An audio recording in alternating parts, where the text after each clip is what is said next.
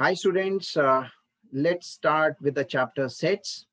But before that, let me give you the background why we study the chapter sets.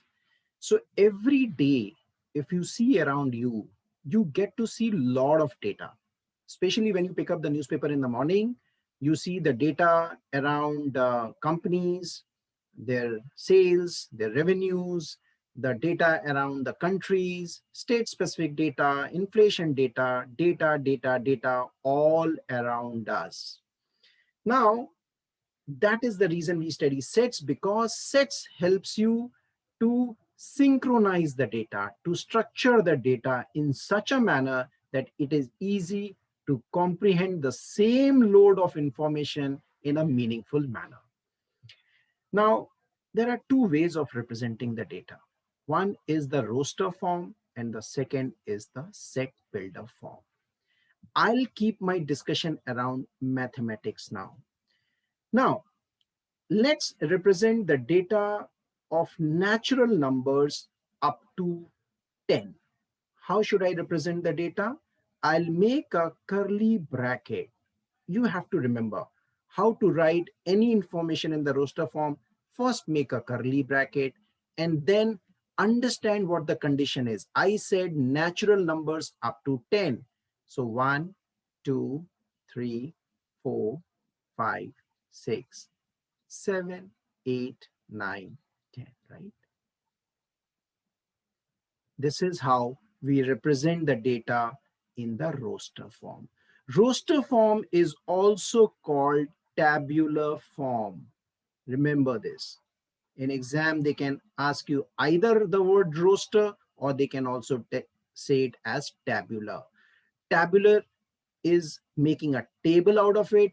Roster, the meaning is listing of the data. So we are trying to list the data, right? Now, let's see another piece of information. Even numbers. Give me the even numbers between 1 and 10.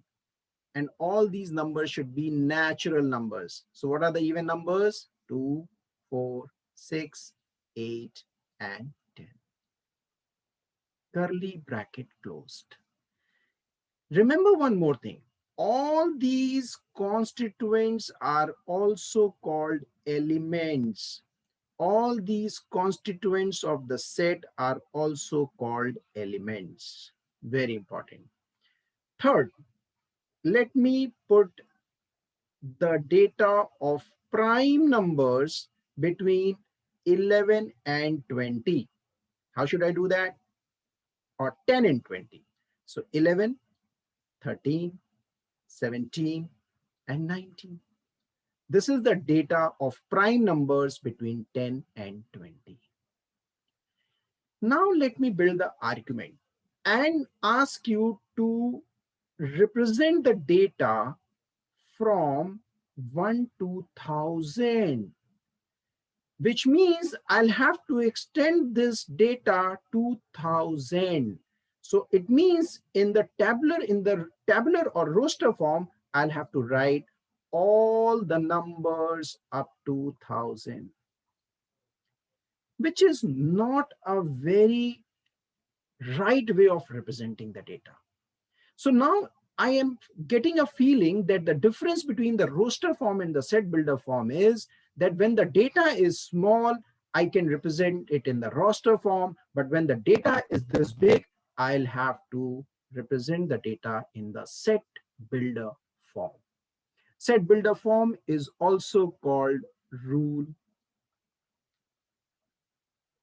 based, or condition based. Now let me represent this data. N is equal to curly bracket will start. How should I represent this data? That X is such that X is the number which is lying between 1 and 1000. The entire range has been represented in a single line. And that is what the set builder form is. We are building an argument. We are building an argument in a form of a statement. That is the meaning of set builder form. Okay, so let me take this one. E, which is the set. I will start with a curly bracket. X is such that, this colon means X is such that the condition is 2n, right? Condition is 2n, where n is lying between 0 and 10, right? Are you seeing how am I writing? I have put the condition that X is such that it is 2n. Now, n can be 1 to 10. If you put 1, this becomes 2. If you put 2, it becomes 4. If you put 3, it becomes 6, and so forth, up to the number 10. This will give you all the even numbers up to 20, because n is 10. The moment you put n is equal to 10, you get the even number 20. So all the even numbers from 0 to 20, I don't have to write like this. I have simply represented in the form of a statement. And that is what set builder form is. And similarly, we can do this exercise for many things. I can make it complicated also. For example, if I have to represent, say, 1 upon 3, 3 upon 5, 5 upon 7, 7 upon 9, right? Right? Can you see the pattern here? The numerator and the denominator, there is a difference of 2. The numerator and the denominator, there is a difference of 2.